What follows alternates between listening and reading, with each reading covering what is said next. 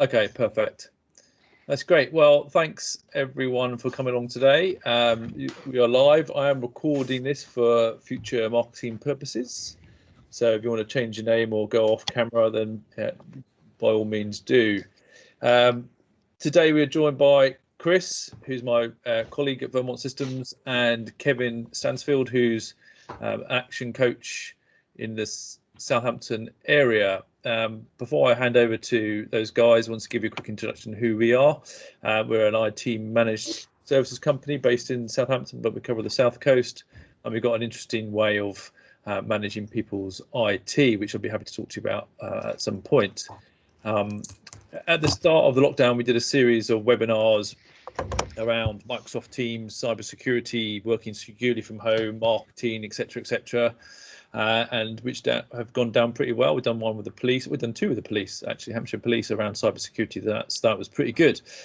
We've now looking at getting back to the office as the lockdown is starting to be eased in the UK.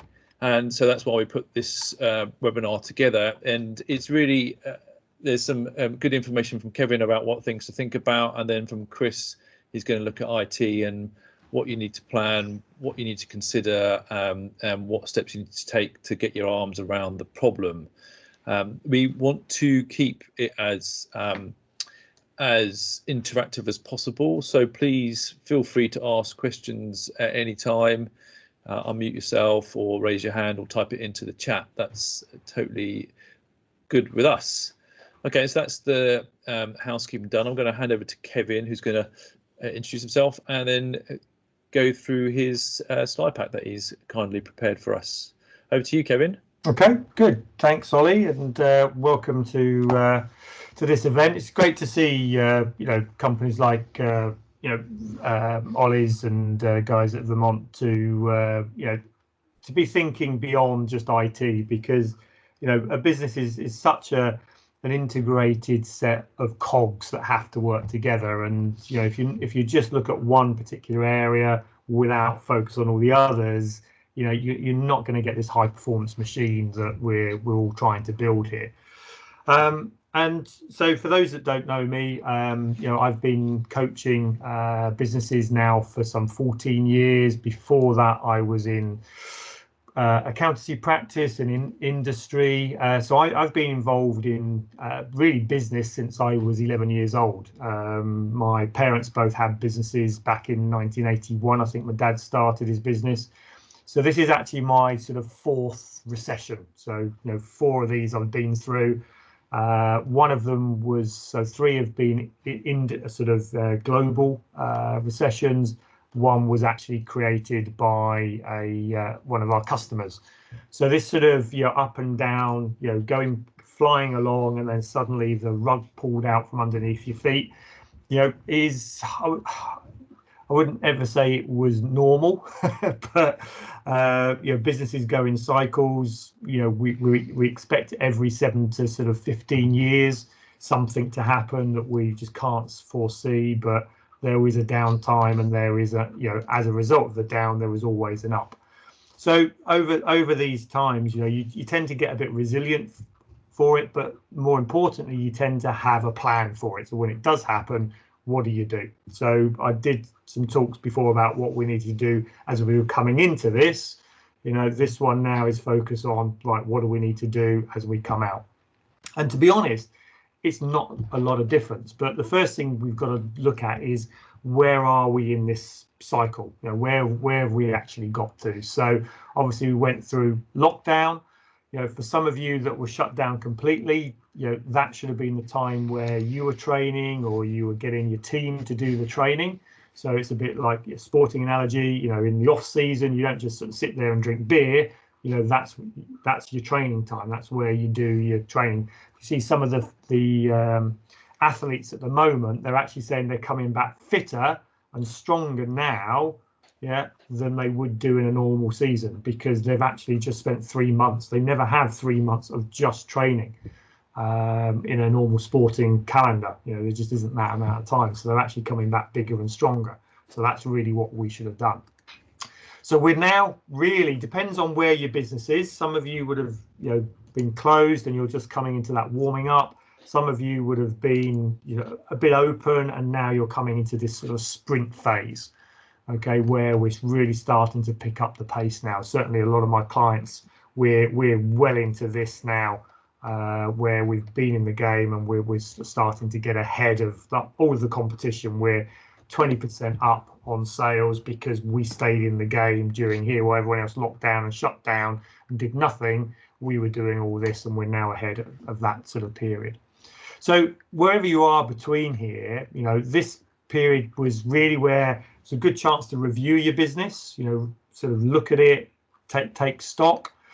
This now is the planning phase, which is, what Ollie sort of wanted me to sort of come and talk about. And then we're going to start to execute that plan. This is really where we need to take those ideas and really put them into practice so that we can, as we come out of this and we have the upswing, we can ride that wave and really push forward over the next sort of 2-3 years.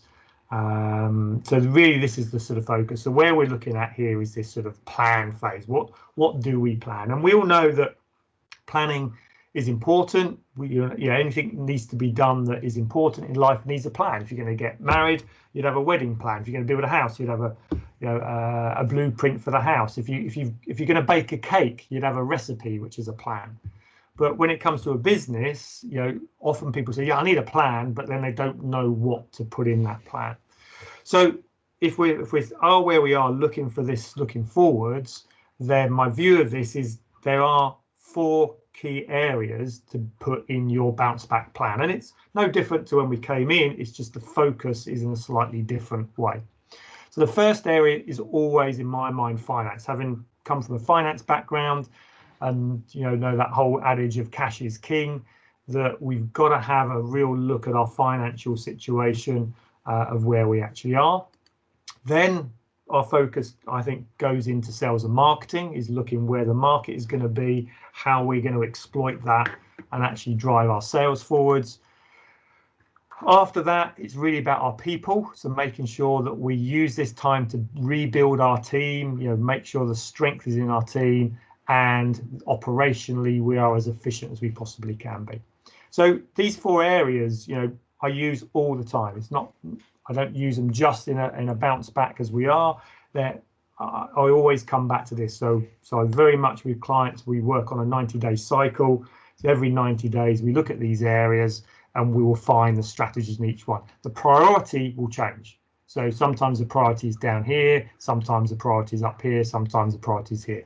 Every business may be slightly different. The first thing I would say is think about your priority, what's going to have the biggest positive impact on your business over the next 90 days, and that's number 1. So that's where the most of your strategies will be. After that, you can have number 2, number 3, and you may only have 1 or 2. Some businesses will have, where you've got more team, you've got people focused in each of these areas.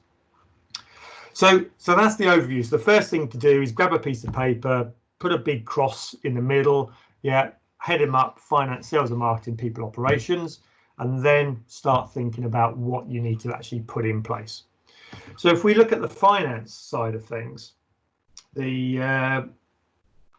got to sort of think about what is really key here. So for me, number 1 always is cash. Okay, now for some of you, you've got bounce back loans in place. If you haven't got a bounce back loan and you've been dilly-dallying whether you should, my personal view is get it.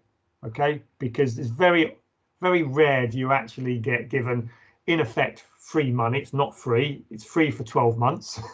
Then you've got to pay for it. But we don't know what's around the corner. You don't know what's going to happen in 3 months. We've got Brexit at the end of this year.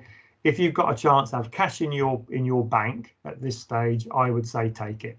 Make sure it's allocated, it's safe, but that will be one of the areas. After that, then these are my sort of 4 key areas to focus on. So really, you've probably extended credit for a lot of customers at this time. So, but you've got to start getting that money back, because businesses are going to go bust. Okay, there is no, it's an unfortunate thing from this, but businesses are going to go bust in the next 12 months. You've got to make sure that you're at the head of the curve when it comes to getting your money in. The second part is make sure your invoicing is really up to square. There's no point in being a week late, a month late, 3 months late with your invoicing, because if you're late and the money's not coming in, you're just going to jeopardize the security of your business. Then look at all of your costs. If you've done that in the lockdown, which you probably have, great. But if you haven't, then there are other areas where you need to look at and look to save money. Become as lean and mean as you possibly can. And if you carry stock, make sure that you're looking to actually move that stock on. You're not sitting on old stock. I was reading, there was an article from the HMRC. I get an update every day on the COVID thing. And they were talking about the wastage on beer stock, the fact that all these pubs have closed down and all their beer's gone off, and there's some relief for you to actually write off stock. But we should be moving all of our stock. Turn anything that's an asset that isn't cash into cash. Get that cash so you've got that fighting fund to move forward. And then the second area for me is really about reporting, getting the numbers, knowing your numbers, having your cash flow forecasts on a daily if you're a daily business, weekly if you're a weekly business, monthly if you're a monthly business. Okay, so really know your numbers. Have your profit and loss accounts, projections, budgets. You've got to start planning now for the rest of this year. I know forecasting is difficult. How do I know what's going to be? I don't care. Come up with something. You know enough about your business to put something down. It's basically a stake in the sand that you can compare where you are to. So you're constantly monitoring towards where you're going to go. If you go for a run, if you're a runner, you go for a run, you always have a set time in mind to actually go running for. So these will be my key areas to look in your finance side of things. Once you're strong on your finances, then you want to really turn your focus into your sales and marketing. Where are the opportunities that you're going to drive forwards? So for that, you need a marketing plan. Okay, you've got to have a really forward-thinking marketing plan. So who are your new targets? Are there old targets that perhaps you've stopped communicating to? Offers, the offers that we were giving 3 months ago, 6 months ago, probably need to be revised because the market has changed. People's needs have changed now. So you've really got to look at your offering. How are you going to, what are you actually going to offer? With a client just before this, and we've come up with a brand new offering for the market right now. Okay, it's just something that we came up in a conversation that sounded really good, and we're now putting a whole marketing plan around getting that offer out into the market. And then how do we communicate? How do we get this message out? People are still not all back in their offices. So, old ways can be more difficult. Online is good, but it's very noisy. It's very difficult to get through the noise that's out there. So we've got to look at, really have clarity around that and really know your numbers. Sales and marketing is always about return on investment, more so than ever. If you're spending money on marketing that isn't providing you a return, then you've got to really consider whether you should be doing it and whether you need to put that money into something else. Revisit your sales pipeline. There'll be people in your pipeline that have been sitting there that you haven't been able to contact. That's where your quick cash is. Going back to your old people that have been sitting there, maybe that they were trying to decide, or you contacted them just before the lockdown and they sort of say, well, I'm not too sure. Go back to them, talk to them, see where they are in their buying cycle, because when things move, they tend to move quite quickly, and you want to make sure that you do convert those ones that you spent the time on. Once we've got once we've got sales and marketing, then think about the opportunities around your people. So the first thing, always safety first. Okay, so really think about your COVID-19 sort of safety. I was actually on the train yesterday, and they're very hot on that. I went into a shopping centre, which is a really weird experience, going into a shopping centre these days. Wearing your face mask and arrows around, 2 meter spacing, one-way systems. whether you believe it or not, what's going on, there's a lot of perception here, and people need to feel safe and secure if they're going to work well. Customers, but also your own team. So make sure that you've got a safety plan to get your people back to work. Back to work interviews, these people, you've got some people that have been furloughed for a number of months. Really think about, what you need to do to interview them. How are they feeling? Just asking them to come back to work, assuming that it's going to all be normal, is the wrong thing. It takes 5 minutes. Sit down. How you feeling? How's furlough been? What are your worries? What are your concerns? I'd much rather know them now and help them to deal with it than find that they come back to work and then a month later I'm in a performance review because their performance down, because actually all along they've been worried about what's going to happen. We don't know what's going on in their personal lives, how they've been affected by this, and a lot of people need that reassurance for these back to work interviews. Another good thing is actually reset the goals. When we take a break, it's a little bit like a football team that's taken the summer off. We come back first day of the season, right? What's the goal for this season? Last season we either we won the league, we didn't win the league, but that was last season. This is a new season. So sit down, reset the goals. We can't do this until we've done the finance stuff. If you haven't set your sales goals and profit goals for the rest of 2020 into 2021, then you won't be able to set the goals for your teams. So reset those goals, look at the rules of the game to actually realign your team back into what they're trying to do. It's so important that business to me is playing a game. We want to play it to win, but if we don't know what winning looks like, then how am I going to give my best? So make sure that alignment for goals and rules is there. Communication. I said right at the outside of this, communication is going to be key. Over communicate. Okay, keep that communication up. Just because we're back at work does not mean that communication stops. Okay, there is still uncertainty. We don't, that whole thing of Leicester, being suddenly locked down again. We're going to have this uncertainty for at least another 6 months. Okay, so keep those communications, keep talking to your team to make sure they understand where they are. And for some of you, not everybody, but if you are in this position and your numbers are looking good, start recruiting now. Okay, the talent that is out there, is amazing at the moment. People that have been furloughed that are looking for jobs, people that their organisations have not done anything to help them along, are starting to think, well, do I really want to work for this organisation now? So start looking at the recruiting of who you want and who's going to be your team members for the next 12 months. Even if you recruit and you're not ready to take them on right now, building that data bank of talent that you could call upon, I think is key. So we're doing a lot of this work with clients at the moment, looking and finding, say, some really good people that we would never have found, 6 months ago, never have found them. And if you're one of those businesses that does have to make cuts, that you can't bring everybody back off furlough, it is unfortunate, but your key purpose is to maintain the business. The business has got to stay in the game.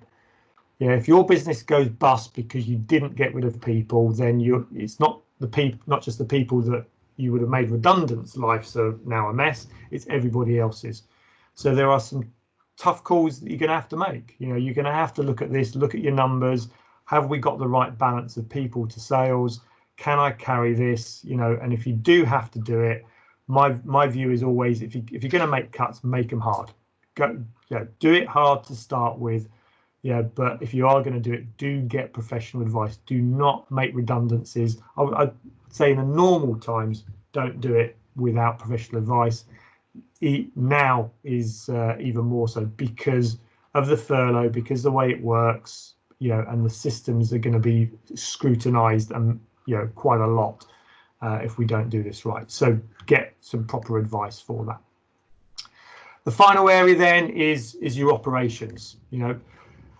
It's because so many of you have got different businesses. It's difficult to sort of say exactly what you need to do, but I would look at this and say, as we come back, identify 5 areas in your business to improve. Okay, just look at there's always something. Now again, if you're ramping up, you might have a bit more time to actually sort of think about these, but you want to make sure that we're coming out of this stronger than we were when we went in. So find those 5 areas that you can improve. And there will be, bad habits. There will be things that you used to do that used to annoy you, that weren't quite right. If you don't fix these now as we come back, people will go back to their old bad habits, and then again they're going to be hard to change. You've got a window of opportunity now because there's a lot of change happening, that if you want things to change, now is the time to get them changed. So make sure they don't go back.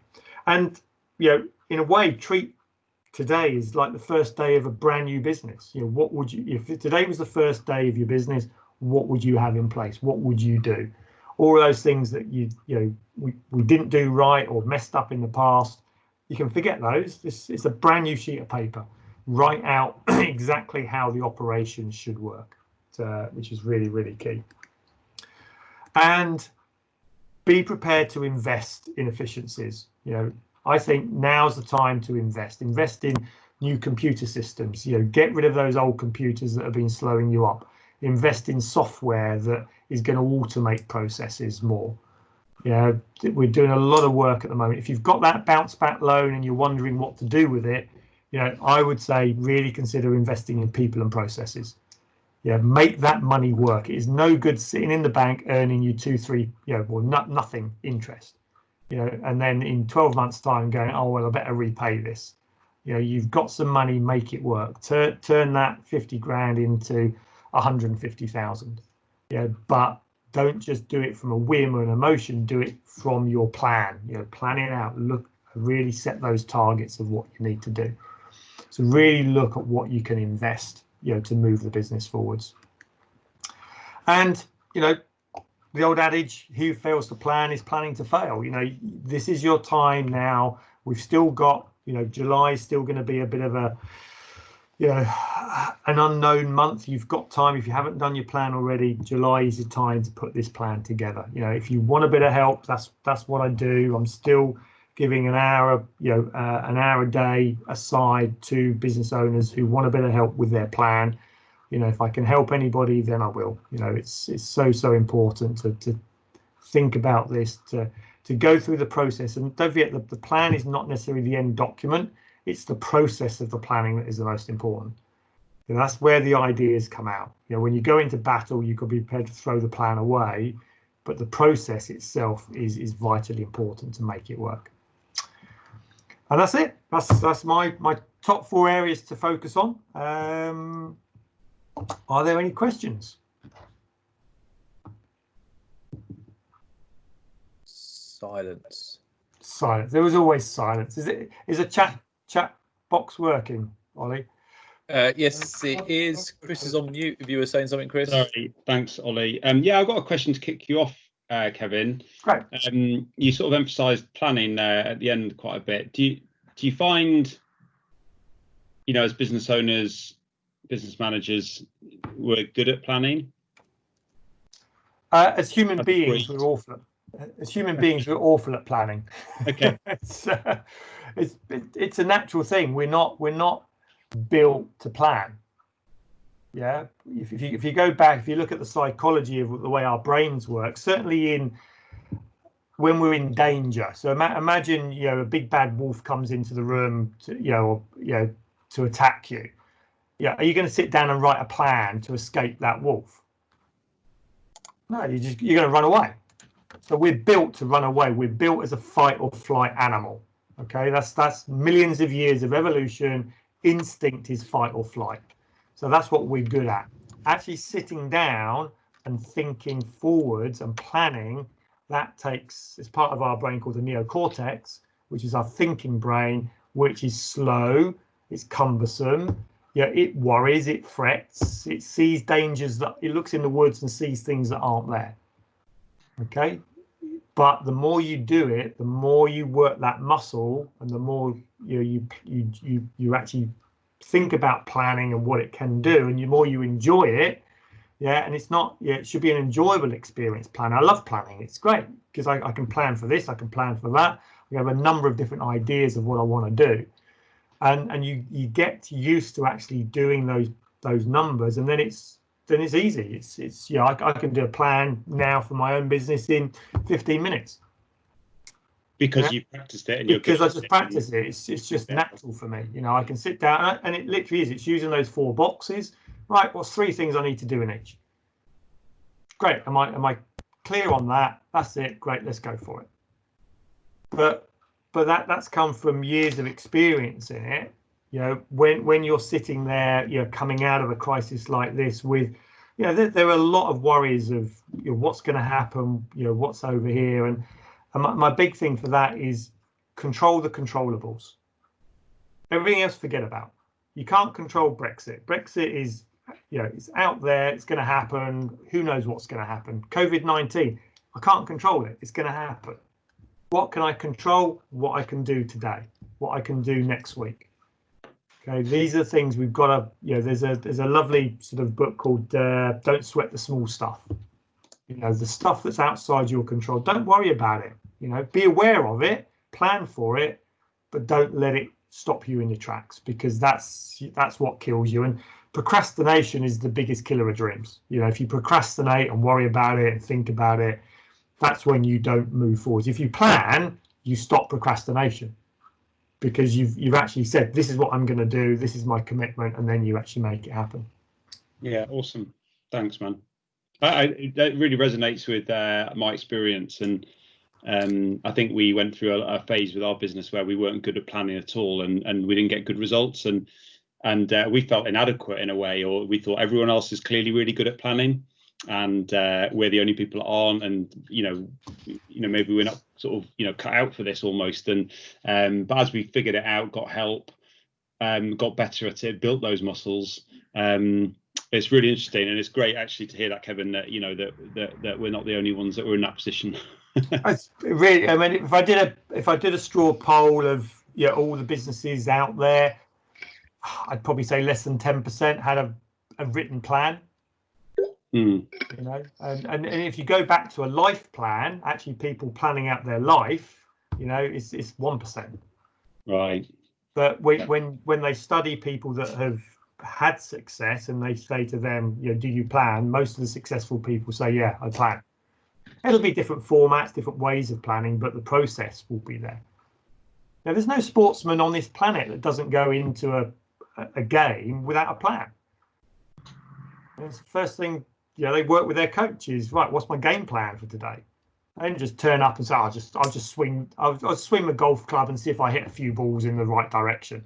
I know a lot of golfers play golf like that, but not serious sports people. Now, whether, you know, they get there and the plan doesn't always work, you know, as I found out yesterday, it was bloody awful. My plan didn't work at all. But you know, that's the beauty of games. You know, tomorrow's another game. You learn from it. You adapt. You move forwards. I think one of the key lessons I've learned with planning, goal setting and planning, because you can't plan unless you set goals. There's no point in doing a plan unless you've got a goal. Okay, that's why a lot of people struggle with plans. It's not because they're bad at plans; it's they're bad at goal setting. You know, it's a bit like, you know, why would I need a wedding plan if I'm not getting married? This is a pointless exercise. Why would I need a recipe if I'm not baking a cake? Yeah, so what we're actually really bad is at goal setting. And the reason we're bad at goal setting is because if I set myself a goal, I might fail. Yeah, so if my goal was, right, I'm going to double the size of my business in the next 12 months. Yeah, there's a big chance. There's actually a bigger chance of you failing to do that than there is succeeding. And we're inbuilt not to like failing. No one likes failing. No sports person likes to lose. They just are good. You know, they've become professional, so they come to accept that, you know, I will probably lose more times than I win. But every time I lose, I'll learn from that, and I'll get better and better, and eventually I will start winning more times than I actually lose. And then you're at the top. You're in the elite sort of 1% at that stage. But not everyone's going to be there. You look at people, you know, that play on the tennis circuit.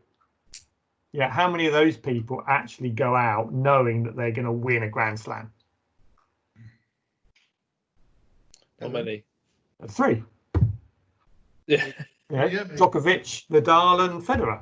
You know, Graham's putting his hand up. Can you hear me? Yeah. All right. You mentioned the bounce back loan. Does that interfere with the CBILS?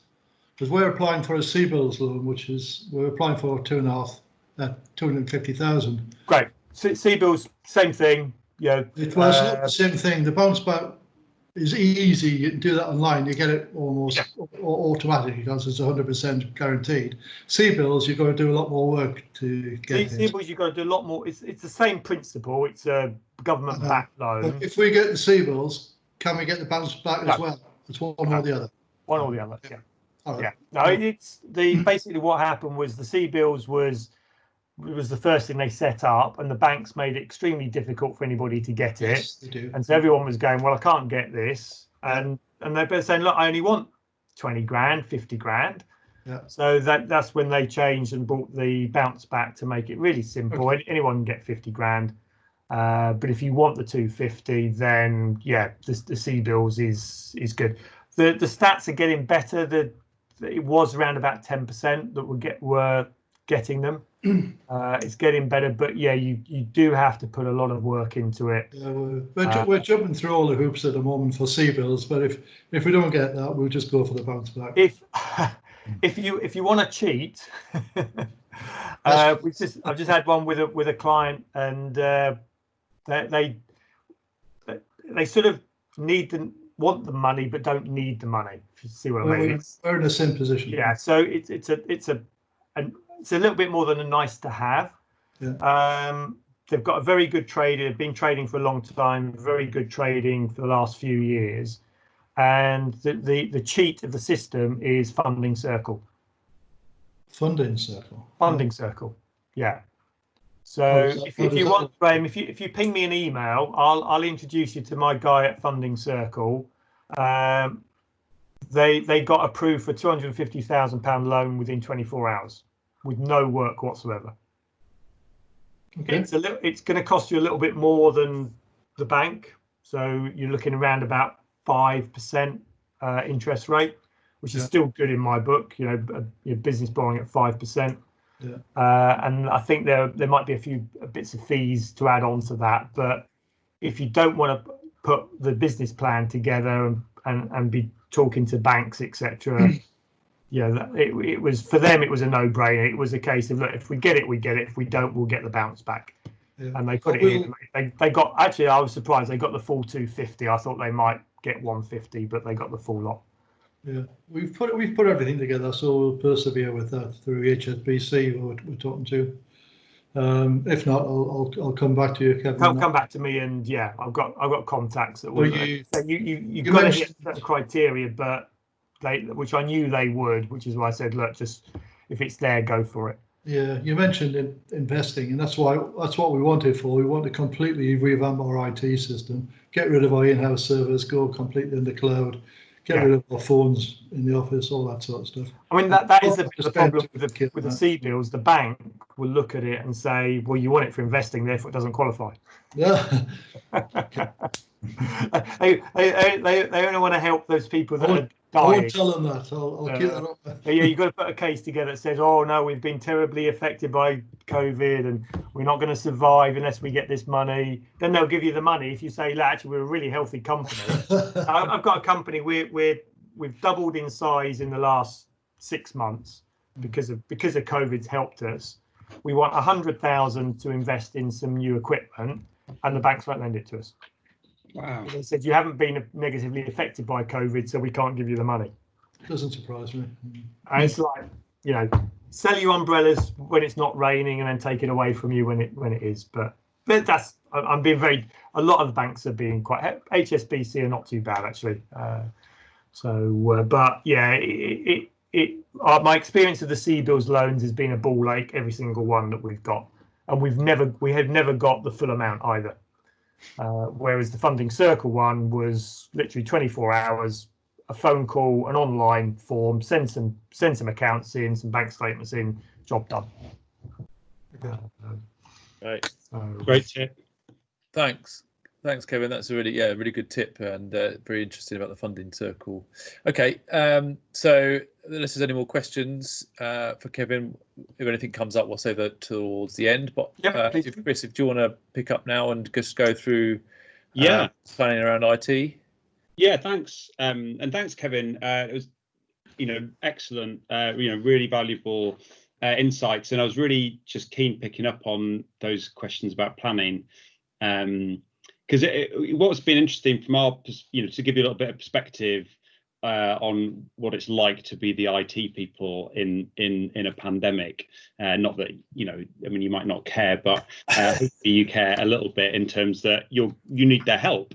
And as part of what Kevin's been saying, that that we're only a small part of this equation, but certainly getting people to work from home and then getting them back into the office, IT, is an important part of that. And what I was really interested in, Kevin, actually was what you were saying about the fight or flight mentality. That's what we're wired up to. And of course, when the pandemic hit back in March, I think if it's really hard to think back that far, with hindsight now, it's so obvious how this all went. But it was like, is this a thing? Because it had never happened before, as now pandemic seems strangely normal.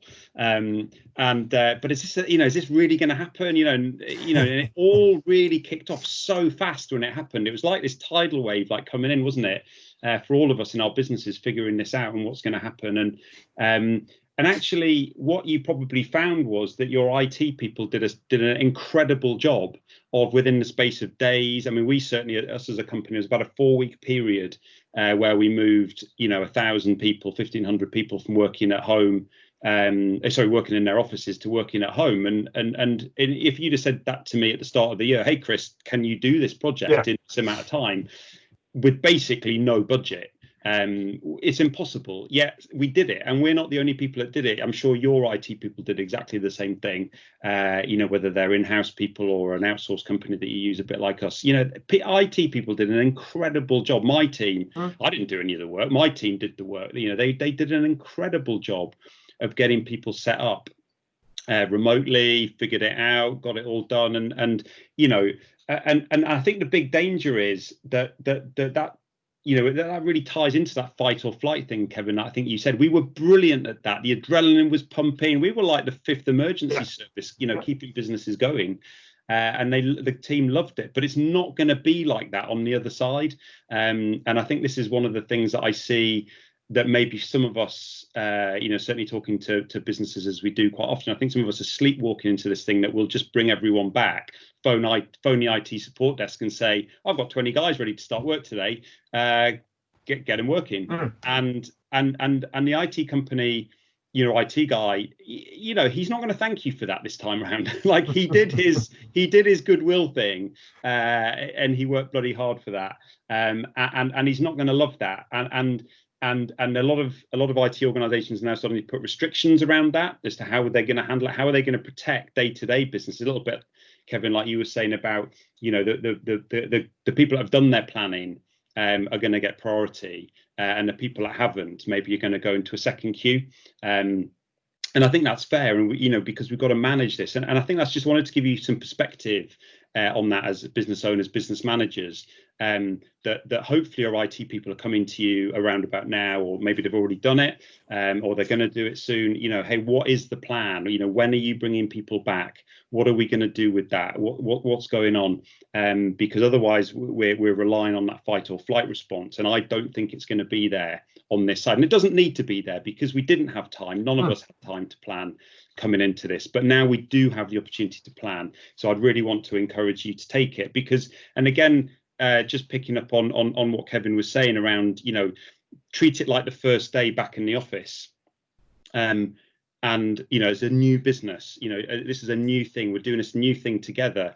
And if that new thing starts with a bunch of people sitting around who can't remember their passwords because they've been off for 3 months, or their PC, they turn their PC on that morning, and guess what happens? Windows going to run a whole shed load of updates, and no one's going to get any work done till at least 11 o'clock. That doesn't make you look awesome and get your business back off to that sort of Uber start that we're all hoping for with a bang, and it's exciting. Actually, everyone's sitting around wondering who's making the next round of tea.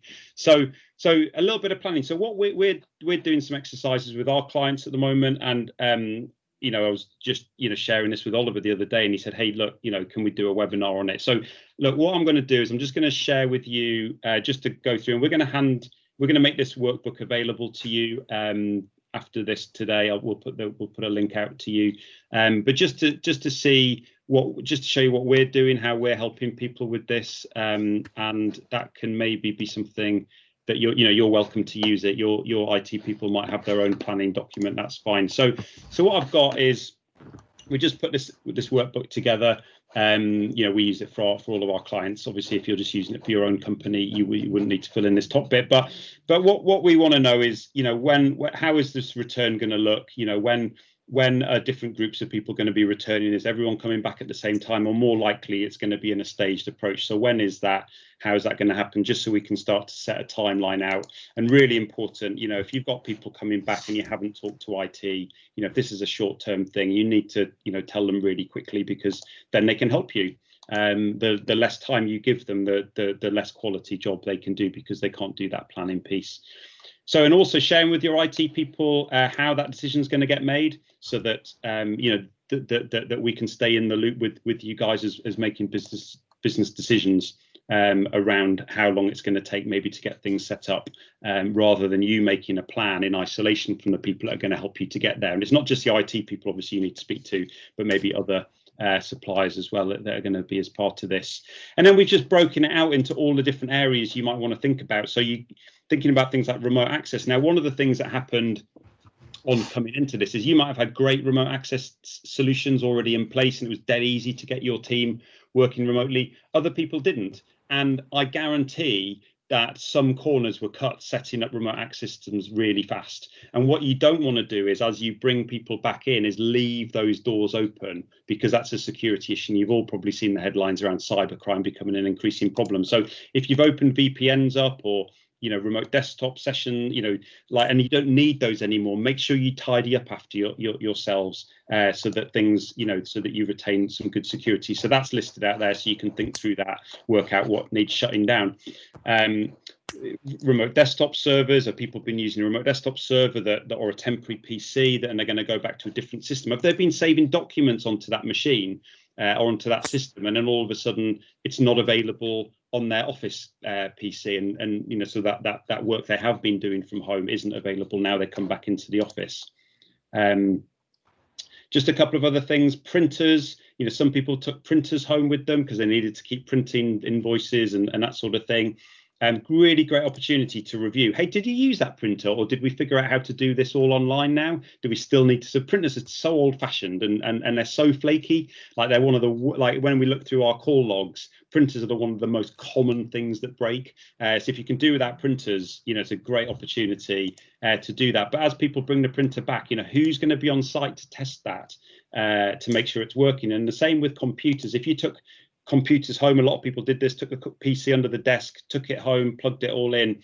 Just got to think through how that's going to come back, because who's going to connect it up? And maybe you're moving desks around in the office for social distancing. Who's thinking that through? Who's getting the extra long network leads to stretch to where that desk's moving? And those little rubber strip mats that you need to put down for health and safety, to avoid the trip hazard.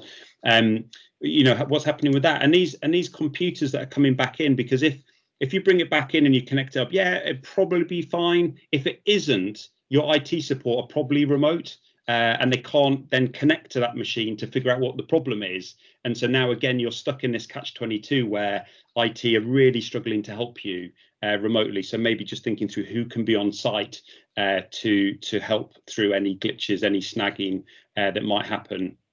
And also, thinking again about computers that are coming back in. They've been at home on the same home network as the kids' PCs, as the Xboxes, as all that sort of crap, which is an insecure network. Who knows what else is going on your network that's accidentally been installed by someone that might have now infected that business computer with some sort of malware. So making sure we're scanning those machines just before they come, or as part of the return to the office process is a good one to think about. Thinking about furloughed people. I think we covered this. Those machines haven't been on for a while, so just thinking through who can whip round and just turn those machines on a couple of weeks before in advance. Just thinking that through. We talked about office setups, who's actually going to take care of all of those bits. Really easy to think through. There's not a lot of rocket science to this, but just making sure it's thought through in advance. And again, safe working. If you're gonna get one of your IT people on site to work with your users, how is that interaction going to happen?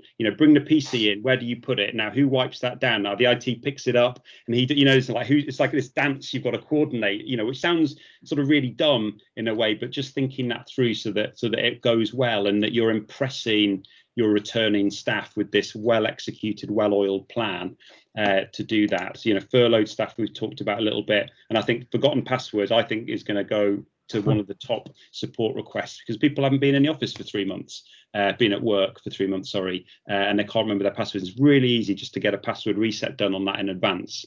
Make sure the office manager's got those temporary passwords, and then they can log right in and get running.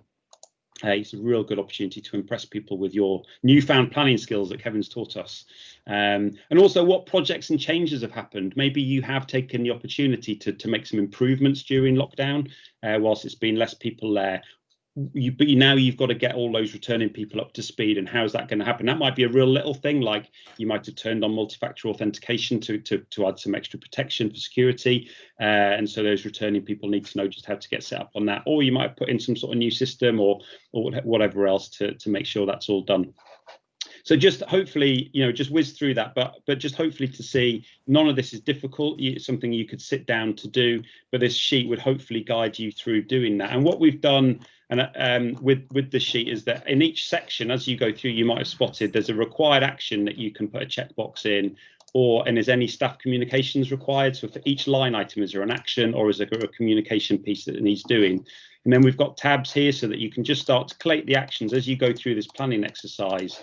To list those out, and again the communication piece, and we've just put a few things in here to get you started, but just listing out what do we need to be telling people as we're planning it through, we'll make that nice, and then you can just cut and paste that, pop that into some emails, and get that out to people in advance, so they really feel, like Kevin said, that you're really looking after people as they come back into the office, that this is going to be great, that they're going to be safe, that this is going to go well, and we only have this for IT, that's our thing, but you could easily build this sort of process out for other areas. So this is a document that we put together that we're working with our clients on, and we're really happy to distribute it out to you guys as well.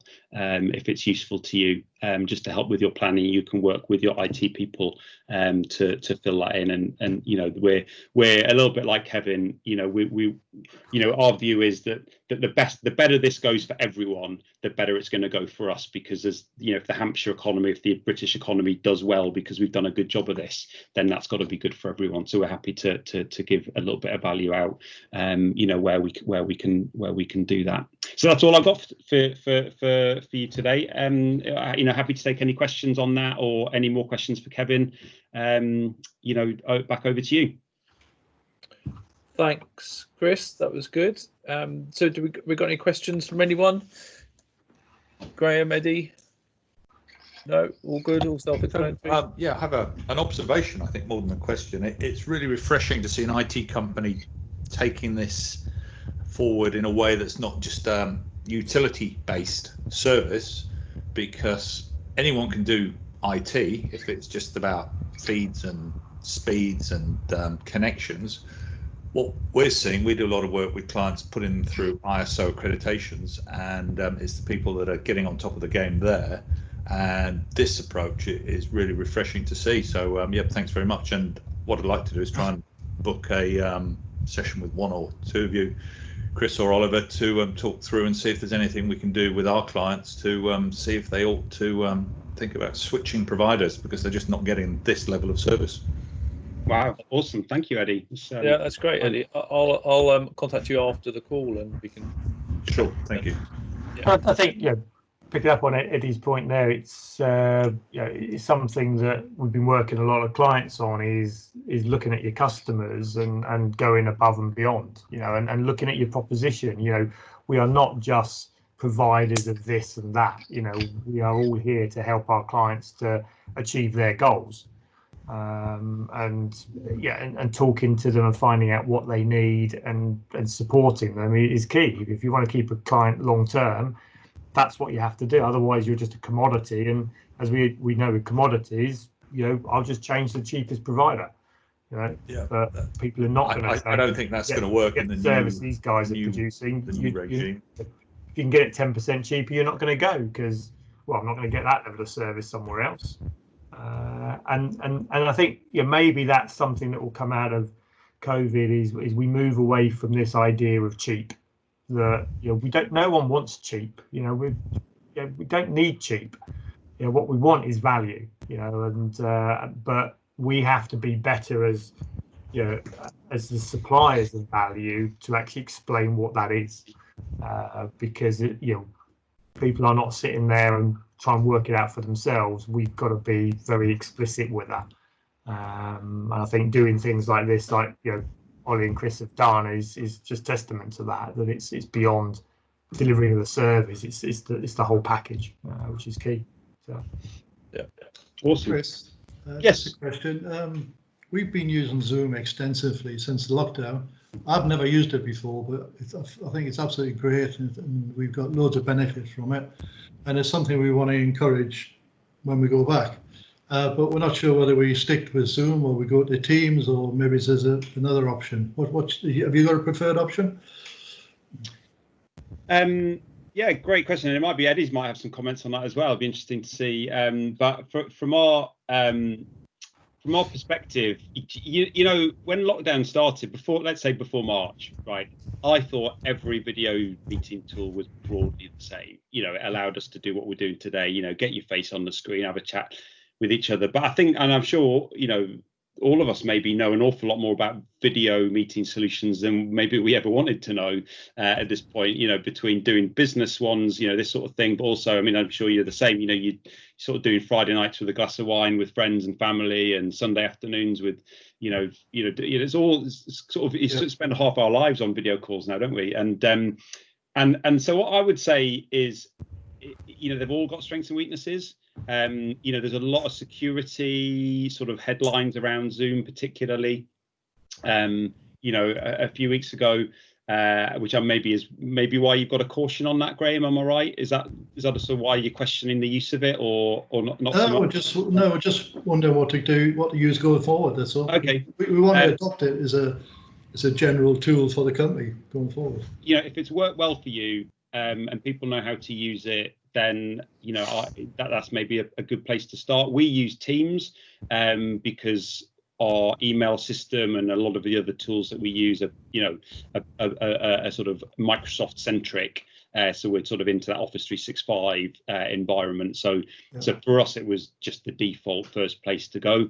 With that, a lot of so it's just that easy. So we were using Teams 2 years ago before all this started. So for us, as a company, it was an easy transition to make, and we just started using it. And I could never really see the difference why anyone would want to use Zoom, but now I can see why Zoom's so good at what it does. It's so optimized at being a brilliant meeting solution. So particularly, Graham, if you've got, I don't know, how many staff have you got? You sounded like maybe you've got quite a few.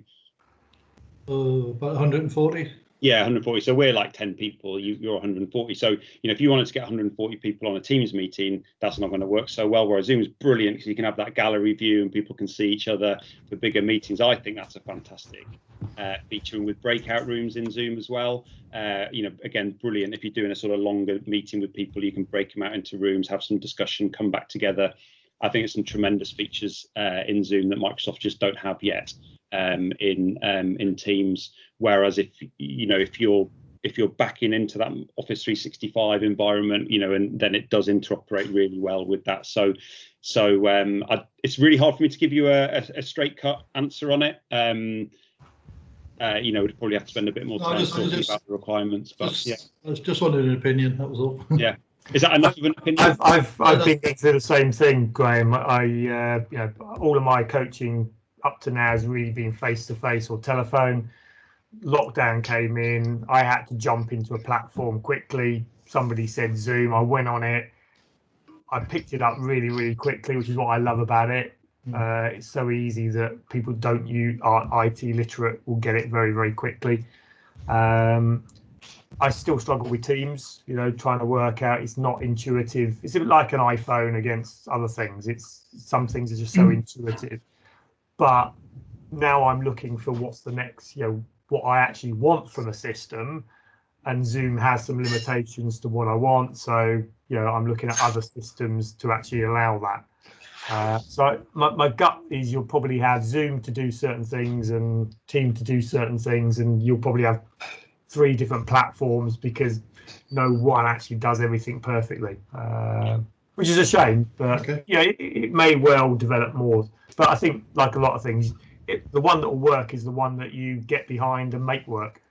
They're all constantly being developed. If Zoom's working for you Nice. right now, stick with it until you find it doesn't. A bit like Kevin's just said Yeah. there. He's sort of pushing the boundaries in certain areas, and you look for an alternative. What's everyone else using? Eddie or Nick? Are you using? So I'm going to have to leave now because I'm hosting a Zoom meeting at 5 o'clock.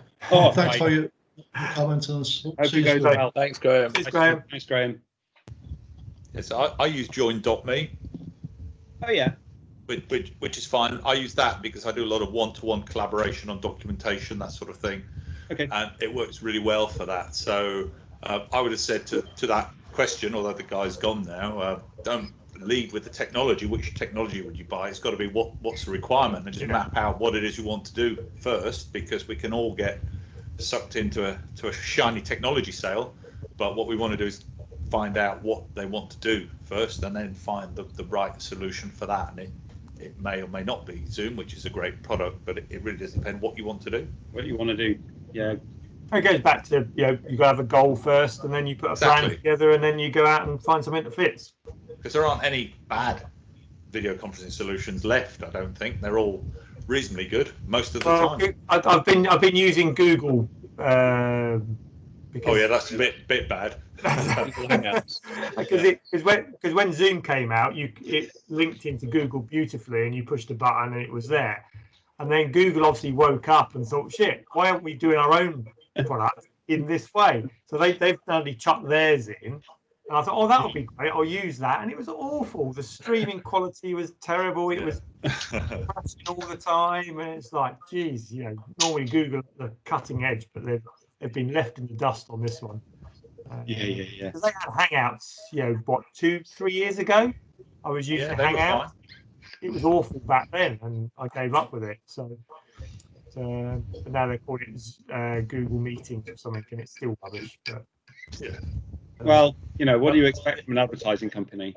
It is all about the planning, as you say, though, Kevin. And we found through a lot of our clients, when COVID happened, a lot of them had a risk register, so they'd planned for risk. But then they were saying we hadn't planned for a global pandemic. But we go, but what's the problem? The problem is you can't access your building. It's a business continuity plan. And when people got their head around that, then they just went, oh yeah, we got a solution for that. We've got a business continuity plan, and we've tested it. So let's just invoke it. Yeah. And those people that had the plan are up and running, and the rest of them are on the phone to people like yourselves saying we need help because we don't know what to do. Yeah. Yeah. And often, and that's why I always say, look, the plan shouldn't be a limiting factor. People go, well, I don't have a plan for this. What do I do? No, that's not. You've still got to think outside the box and be prepared to chuck the plan away. Yeah, definitely. And start again. But it's the more you go through the planning process, then it comes back to when something happens. Because the next thing that happened, we won't have planned for it. So that's the way crises go. If we plan for it, it's not a crisis. But by planning it, we go, oh, when this sort of thing happens, this is what we do. That's why I love that 4-point thing. If you're ever stuck in your business, go back to those 4 things, because that's what all a business is those 4 things. People overcomplicate what a business actually is, and it's actually a very simple. It's just. No. The intricacies of it is very complicated. What was the 4 things again? Finance, sales, people, and operations. Okay, gotcha. That's it. That's ICI. That's Google. That's every single business. You break it down to those 4 things. Yeah. Good. Yeah, Brilliant. that's Okay. really good. Good. Lovely. Well, thanks for bringing me on, guys. No, thank you, Kevin. Hopefully we could do another one sometime in the future. It'd be great. Yeah. And Yeah. and thanks for you guys for being on it. It's great that with webinars we can reach so many more people now, and help more people and get them engaged with it. So Yeah, and it's all good for the environment because none of us are travelling. That's it. yeah. Unless there's no more questions from anyone, I will call it a day. And thank you all for coming, Kevin. Thank you again for doing your bit. Really appreciate it. Thanks everyone for giving us your time. Yeah. And listening to our ideas. I really appreciate that too. And I hope to speak to you all at some point soon. All right. Cool. How are you going to send the workbook out? Yeah, we'll send the workbook out tomorrow. Yeah, You'll get that done tomorrow. Yeah. Great. All right. Okay, thank you. Cool. Super. Everyone. Cheers. Thanks, guys. Bye now. Thank you. Bye bye.